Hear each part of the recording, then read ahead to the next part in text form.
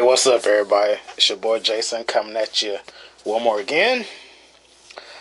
Topic of this video is for my old school heads, my old heads, uh, the old school guys from the 90s, early 2000s, even from like the 80s. This video is for y'all. And if you're still racing, the question is, what makes racing, or what has changed in the RC racing community now versus back then? Y'all chime down below. Give you 2 cents. What got me on this topic is buddy of mine, Tom Sherman.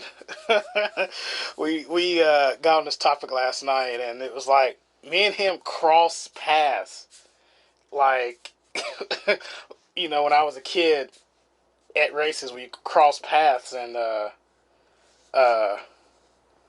we never met. Like, we knew the same people and everything, and Anthony Andrews, Buddy Quinn, John Waters, just all those people from back in the day, Bubba Ryan, Jason Brown. Yeah. Anyway, we got on this topic, and we was like, so what is it about racers today versus racers back then? And I said the difference is racers back then, everybody had a job. It wasn't just racing. Like, it was racing, but they had a day job. Like Ron Rossetti from TLR, he was like a plumber. Yeah, like everybody. My buddy Joe Freitas, back in the day, Joe Freitas and Charlie Johnson was my mentors back in the day, and I went to them for everything. Stuff I can't go to my dad about, I went to these guys, and they were my mentors. And it was like Charlie Johnson was an engineer, fast guy out of Concord, North Carolina. Joe Freitas, he built screened-in porches, and he was out of, I think he still is. I haven't talked to Joe in over 20 years, but anyway, he's out of Tarpon Springs, Florida. And it was, everybody had a day job. Like, so they brought, like, it was like, so what? Like, okay, I'm sponsored, so what? I still got to go to work. That don't change who I am. And it seems like nowadays people have sponsors, and this is my opinion on it. Sounds nowadays like people have sponsors, and they're not really, like, don't have a day job, and they're looking for RC racing to be like their career or something like that, and they fall in line with the personalities of whoever the top guys are. They fall in line with that. And back in my day, when I was, coming up, it was like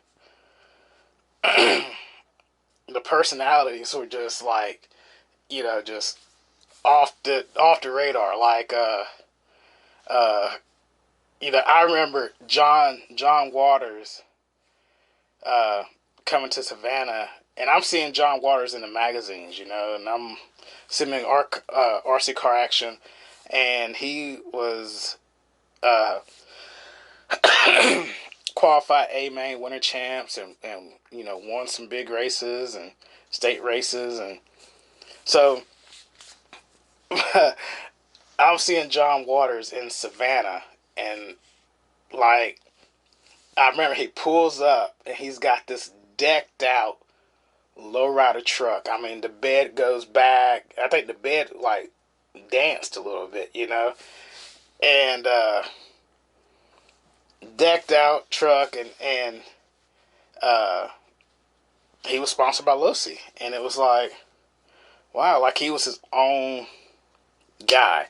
Joe Fridas, his own guy. Like Joe Fridas was sponsored by Team Associated, Reedy, Proline Tires, um, and Joe Fridas came up and won the South Carolina state championships in '93. That's how I met Joe. But yeah, we got on this subject, and that was my thing, a difference between the racing community now versus the racing community then. Um, was everybody was their own person, everybody was their own guy, and you wasn't gonna get away with saying, like, you could hit somebody out on the track and they'd come at the next run and hit you. But if you going to the pits and saying stuff, like now, if you go to the pits and say stuff, it's kind of like, okay, I don't want to cause a scene. Okay, I don't want to cause a scene. Back then, perfect example. I mean, it's the same way now, but perfect example. My dad always carried, like, when he was at races, he always has pistol. Some of y'all know the story of my dad. He's retired military. He passed away, but he always has pistol right there at the track. Yeah. So I don't know. It was like race community back then was like it was more, in my opinion. Everybody brought something to the table. And I had the same conversation with John Diener at Speed. He's like, everybody brought something to the table.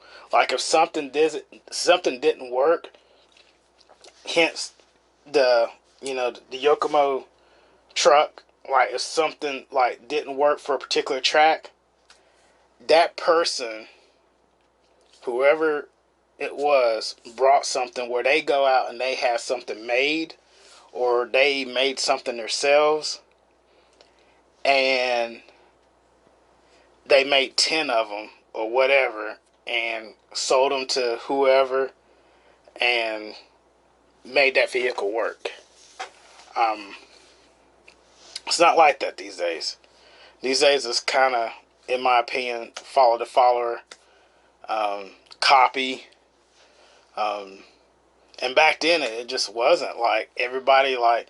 So if I worked at a machine shop and during the day, and for 3 hours a day I made my own dog bones or my own CVAs, and they worked, everybody would come to me and bought stuff, and then vice versa.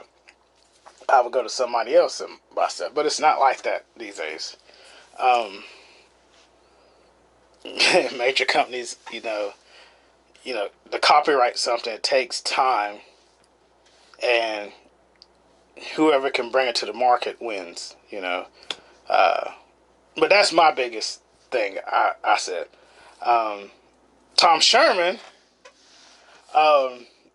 said that everybody was more open. Like Tom said, there wasn't social media. You looked in a car action, you looked in a magazine, and you like try to pick up on a picture or something that they were doing, like a picture is 1,000 words. You picked up on that picture, and that's how it was. Like that's how you found out. And then when you went to races, you talked to the drivers, and they were super friendly because that's how they sold kits. Like that's how they, market their company and sold kits. Like it wasn't nothing to see, Ken Wall or Matt Francis or another sponsored, big name driver at a local race somewhere or at a local big race somewhere. Now it's different, and that's what Tom was saying. He's like, you had to be, back in those days, you had to talk to people, and they had to talk to you, and you had to be in the know. Like you had to be just in the know. Like not like today it's very cliquish. They're in their clique, their little ecosystem, and they don't, talk to people. Back then it was different, very different.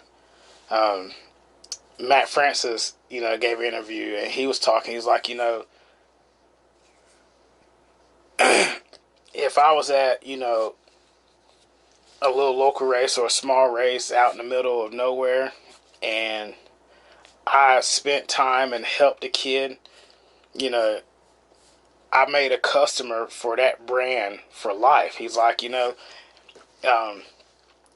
think it was Live RC. He gave this interview.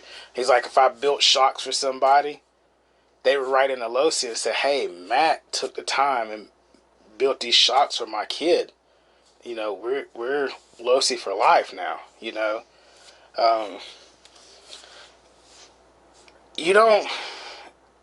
get that now. You don't get that. Like, and I'm one that I'll do it now. Like, I've had people come up and say, hey, my diff is my diff is like messed up. I've missed my qualifiers by rebuilding somebody's diff. Tools. People cut to a track and don't have tools. Hey, I got that too, man. Here you go. Yeah. And Tom was also talking. He's like, to be in the know, like, to where new stuff was coming out. Like, now we know new stuff is coming out instantly. Like, instantly. Like, the car hasn't even been mass produced yet, and we know it's coming out. Back then, it was mass produced. Well, another thing, it was being mass produced, but it was mass produced here in the U.S. So they had about a 2-month like leadway, so they could mass produce, fill up their warehouse, fill up their spare parts. So they had about 2-month leeway. Now, they can announce a car or announce a vehicle, and it's not even like mass produced, or it's on the ship getting here, that kind of thing. And then and bring it back to Tom. That's what he was talking about, being in the know. And he was like, Tom said, it wasn't nothing to be at a hotel and, you leave your front door open at the hotel. Because at this hotel, like, the race flyer would give you, like, 3 different hotels that they're, sending drivers to, or the race promoters getting a discount from these hotels. So there's 3 different hotels. And all the racers stayed at these 3 different hotels. So it was not to leave your front door open and somebody come in like, hey, I saw you at the track. I got a problem with this. Can you help me? It was nothing to do that,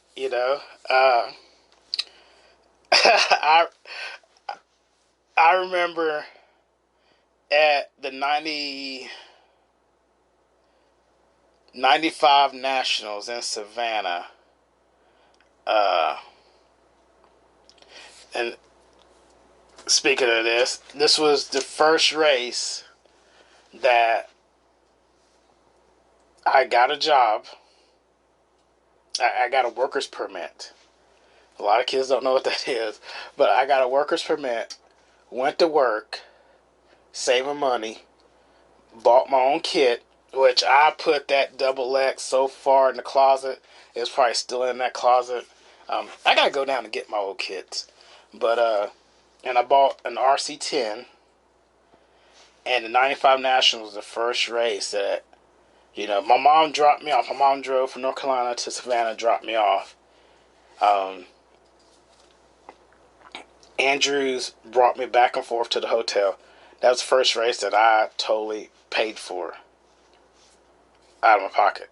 And I had a little motor sponsor then, Scooter Motorsports, which was Dean Kearns, Disco Dean Kearns, Todd Hodge. But anyway, I got off subject. I remember going out to eat with Anthony Andrews, and it was me, Anthony Andrews, Rick Howard, and like his crew that he had there, and it was just like, wow, like I'm eating with these guys, like, wow, this is what I dreamed about, you know. And at the time, I was still racing the aluminum RC10,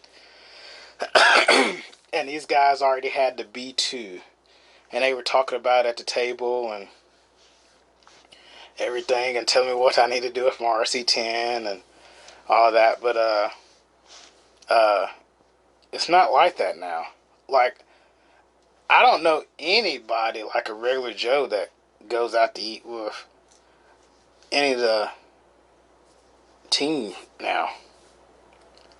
Like, they all are at the track and they're in their little ecosystem, and then they get in their van ecosystem, and then they go out to eat ecosystem, and then they go back to the hotel room ecosystem. So it's not like that. And back then it was just, you know, like back then you could have went out to eat with Rick Hort one night, Came Friends or whatever, and JD Beckwith one night, and then Derek Fertani another night. It was like, yeah, but yeah. Anyway, I'm rambling. Sorry about that. I'm rambling. Kind of feeling under the weather, but yeah. Y'all chime below and tell me what y'all's biggest difference is in racing versus the 80s and 90s versus now. Like I said, it's a big difference. With me, it's like when people meet me, like I'm just a regular YouTube guy. You know, I work a day job plus another job. When people meet me, they're just like, wow. And this is crazy because they're just like, wow, you're just like you are in a video. And it's like, yeah, you're not gonna get anything different with me. Like, you're just not. Or or they're just like, wow, you're so easy. They're like, hey, or that's another thing. They're like, hey, you're the guy from YouTube. Like, yeah, I'm the same guy. I went to my local hobby store here, Hobby Town here in Hickory, North Carolina, on 70, and I was in there. And the crazy thing is, the people in the hobby store don't like recognize me. Like, they don't, like, they can care less, you know. And I go in there, and one of the guys that races, he's got a techno. He's like, hey, he's like, you're from YouTube. I'm like, yeah. He's like, I knew you lived up here, but he's like, I didn't like know, you know, whereabouts or anything. I was like, yeah, this is where I'm from. And I talked to the guy, and the guy was like, hey, can I have your number? I was like, yeah, here's my number. Big difference than now. You know, big difference than now. And people are surprised, you know. Like, I don't even think some of the team guys give each other their phone number. And back then, that's how you was in the know. Exchanging numbers. Like, you know, at one time, I had all the fast guys on the East Coast. I had their phone numbers. And how I done it was, you know, like, I'd be at races, I would go over their pits, check out their stuff. That was another thing. You could go check out their stuff. Like, you go actually look at their cars and pick up their cars, and because that's how they sold kits. Now it's not like that, but I got friends with all the guys, and like I said, at one time I had, you know, all the fast guys' home numbers. So I had Jason Ronas, I had Paul Wins, I had Jason Brown, J.R. Mitch, and then plus my guys from Ohio, Dean Kearns, Todd Hodge, Scooter Evans, who's my sponsor, Chris Bing at the time, and then some of the guys like here local. And what I would do is like I would make a schedule, and I would make a schedule of what days I would call them and see what's going on. So uh, I would call like all the associated guys. I call the associated guys on like Monday. Uh, call the Losi guys on like Tuesday. And this one I was running associated. Losi guys would be trying to convince me to go back to Losi. And then from Monday to Tuesday, I had like all the info. And then on Wednesday, I would go test and practice. And then on Friday and Saturday would be race days. And I would already be. And that just kind of elevated me. But big difference than now. Now you go to track and, you know, you try to talk to them. And some of the people act like they really don't know you. You know, or you're buying their product and you trying to meet them and they really ain't got time for you, you know. And then to transfer over, you know, the companies were different back then. Like, I met Gene Hustings. I met Mike Reedy. Mike Reedy true the motor. I still say that story. Mike Reedy true the motor for me. I met Masami. I met Pops Losi. I met Gil Losi. You know, you can't really say that now. You know, like they and these people, like when you go out to meet them, they talk to you. Where you from? You know, what brand of car you running? Um, they really talk to you. And it didn't matter the brand. They talk to you. They was trying to get insight from you. You know, what races you done, or what's your next race, or what races y'all gonna be at. You know, um, back in 2016, I can remember talking to a paid level pro, and I was asking him like ball stud questions. You know, rear ball stud questions. Like, you know, if you raise the rear ball stud, will it do this? And the first thing this top level paid pro said was, what car you running? And I was running Associated at the time, you know, like, and the thing is, most of the cars, all the cars kind of, the basic setup and stuff like that transfer over, you know, like once you learn like just basic setup stuff, it'll transfer to like another kit. So I asked that pro that question, and the pro goes, well, I haven't drove those cars in years. I don't know. And cut it right then and there. And it was just like, wow, you're a paid RC driver. Wow, okay. Wouldn't have been like that back in the day. Like, wouldn't have been like that. Not like that at all.